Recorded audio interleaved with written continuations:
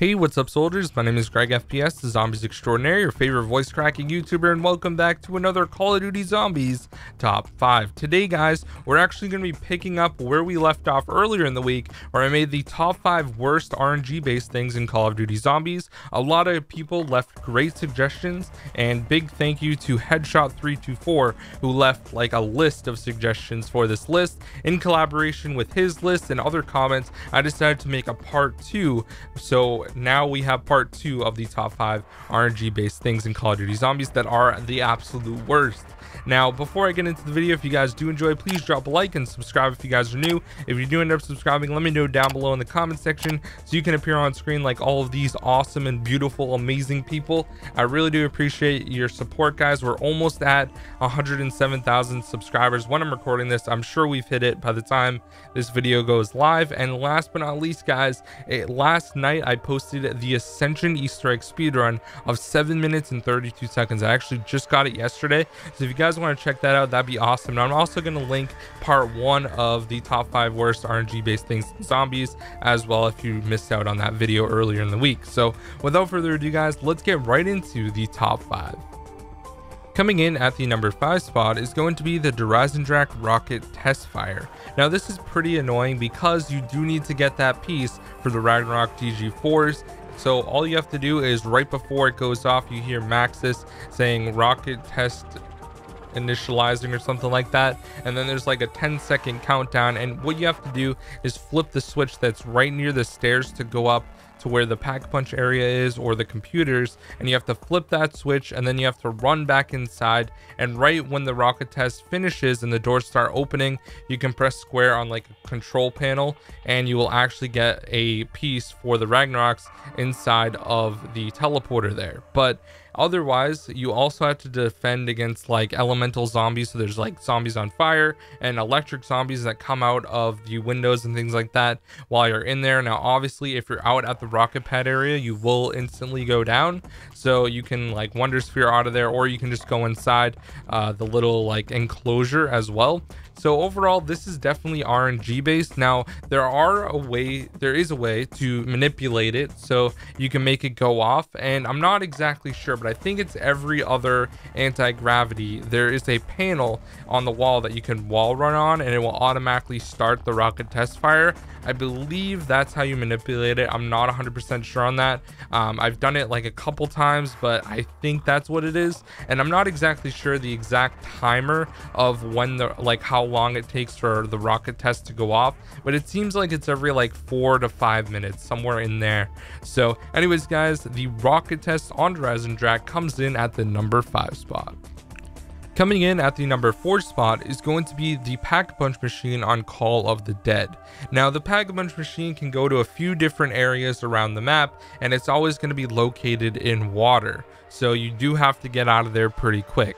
Now, the really cool thing on Call of the Dead is the lighthouse actually shines its big bright light on where the Pack-a-Punch location is, but it is always going to end up in a random spot, and sometimes right before you Pack-a-Punch it will disappear and go somewhere else. Now, it is on like a different timer, so it seems like every 3 to 4 minutes is when the Pack-a-Punch will go to a different location, and sometimes like it's not on the map at all, so you just have to wait a couple minutes in order to Pack-a-Punch. Now, this one is definitely RNG based because it goes to a random location every time, so you never really know when it's going to go to a certain spot. So that's pretty cool, and that is definitely one of the RNG based things in Call of Duty Zombies.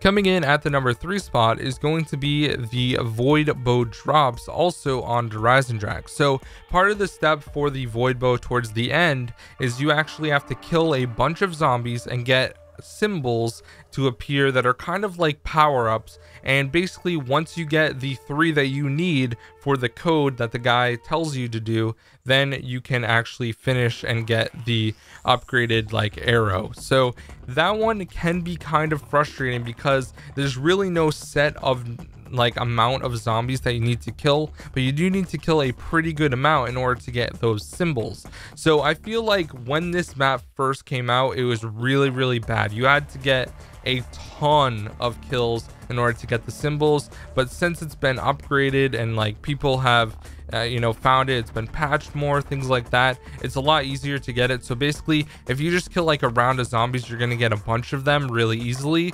Now obviously, if you're doing like a game with other people, then they're gonna want to get kills as well, so it can be a little annoying to upgrade the void bow.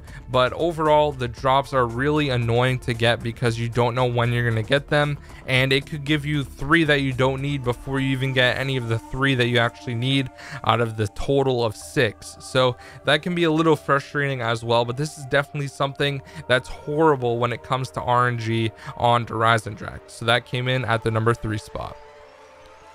Coming in at the number 2 spot is going to be the Nuketown Perks. So when you play on Nuketown, you can just have a good old time, but every few rounds, or I think it's like every 5 or 6 rounds, you're gonna get a random perk to fall from the sky. Now this can be Quick Revive, Jug, Speed Cola, Double Tap, or the Pack-a-Punch Machine.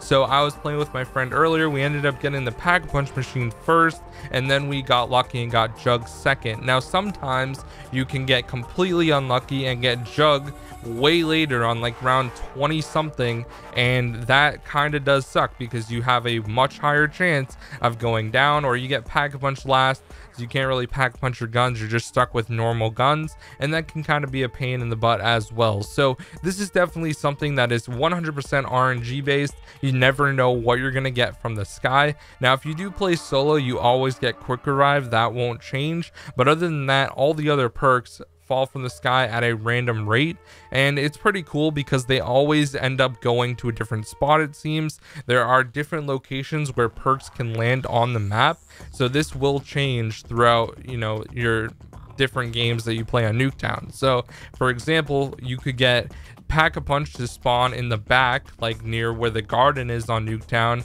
or where it used to be before it got blown up and made a zombies map, or it could spawn like in the middle of the map or something like that next to the house. So it's really cool and definitely RNG based in Call of Duty Zombies. So the Nuketown perk system came in at the number 2 spot.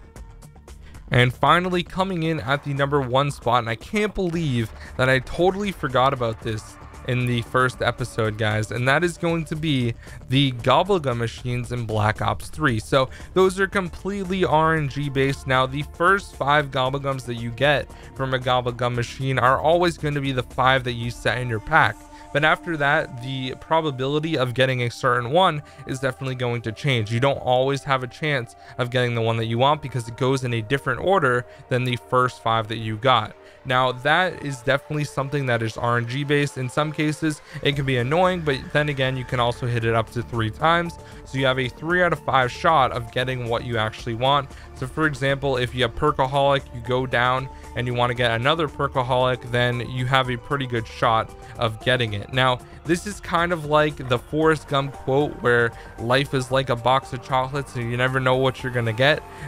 So you never really know what you're gonna get when it comes to Gobble Gums, but overall it is one of the worst features that is RNG based in Call of Duty Zombies. Now all these aren't terrible, these are just more RNG based features. So if you guys did enjoy part 2 of the top 5 worst or top 5 RNG based things in Call of Duty Zombies, if you did enjoy the video, once again guys, please drop a like, subscribe if you're new, check out the other 2 videos linked down below. Have an amazing Sunday, and I will see you guys in the next video tomorrow.